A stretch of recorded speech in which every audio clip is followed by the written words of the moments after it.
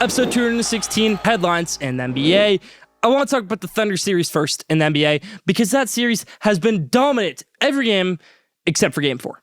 Now, OKC started out with a bang in the first two games, killing the Minnesota Timberwolves, and both them. Julius Randle ended up getting benched in Game 2, comes back in Game 3, ends up winning by 40. Minnesota, Anthony Edwards played great, Julius Randle played great. Then you go over to Game 4, and it's like Anthony Edwards doesn't take that many shots. He only has 16 points. Julius Randle doesn't even get to 10 points, I don't think. Chris Finch didn't develop a good game plan for Game 4, Minnesota Timberwolves head coach. Because what worked in Game 3 was you're seeing Anthony Edwards shooting over three guys and making the ball because he has enough shots at that point in the game to make that shot.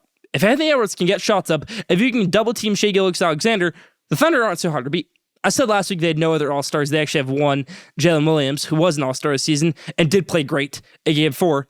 But if you can take that risk, where yes, Jalen Williams might be open a little bit more, where yes, the holes for Chet Holmgren, Lujan Stort might open up a little bit. If you can really knock down that double team with SGA, and I'm no NBA coach, and get more shots for Anthony Edwards, it'll work out better for you. But 3-1, going back to Oklahoma City is no cookie for Minnesota right there.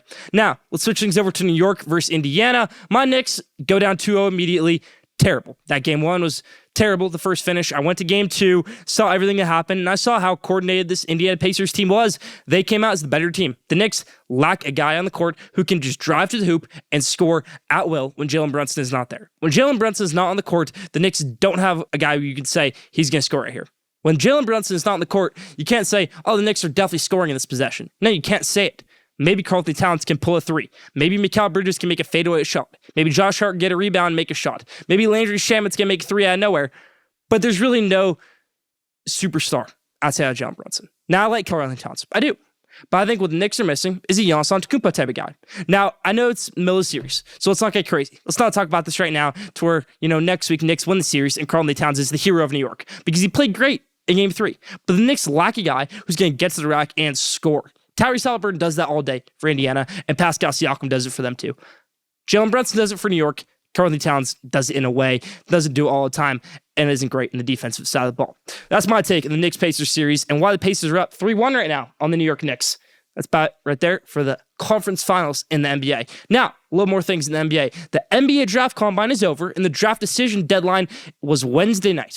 Yes, a few players dropped out, including Yaxel Lendenborg, who's going to be heading over to my Michigan Wolverines, Boogie Fland, who's going to flip from Arkansas to Florida, transfer from there after initially entering the NBA draft. Now he'll go over to Florida, join the reigning national champions with Xavier Lee. Alex Condon, center from Florida this year, from Australia. He'll be coming back to Florida. A few other guys coming back. Milos Uzon coming back. A guy who isn't coming back, Cedric Coward, committed to Duke from Washington State. He'll stay in the NBA draft, but NIL, helping out these guys come back to college. You like to see it. Maybe the NFL should have a thing like this where guys can test the draft waters, see if they want to go back to college, and then they'll be back right in time for spring ball after the combine. Just thought right there.